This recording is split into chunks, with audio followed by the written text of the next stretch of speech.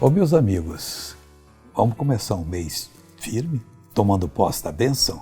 Veja Romanos 12, versículo 17. Diz assim: a ninguém torneis mal por mal. Nunca faça isso.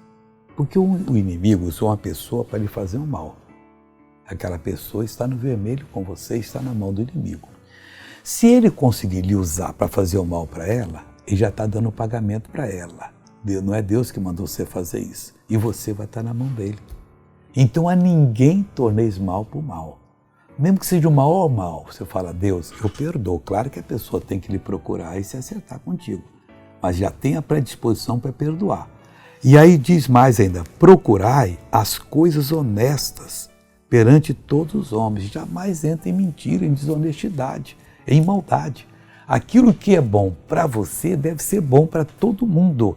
E os homens, mesmo sendo pecadores, têm coisas boas nele. Mas sendo errado, vamos fazer coisa boa entrar, que é o Evangelho. E Deus vai salvar o bom e o mal.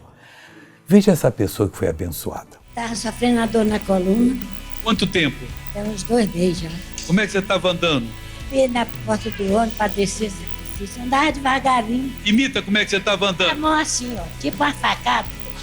Ah, tinha uma espécie de uma facada aqui. Sumiu a facada. E a perna agora tá boa? Como é que é o seu nome? Ilza. Ô Ilza, anda normal agora, Ilza. Olha só, palmas para Jesus. Agora eu quero orar com você. Pai, eu entro em tua presença de coração alegre, porque essa pessoa entendeu que não se faz o mal para outra, não se torna. Mas Deus, procuraremos as coisas honestas em todos os homens. Eu abençoo ela agora para desfazer todo o mal. Deus, o diabo não vai ter essa pessoa na vida dele, na mão dele. Em nome do Senhor Jesus, ela está liberta, para a glória do Senhor, em nome de Jesus. Deus te abençoe.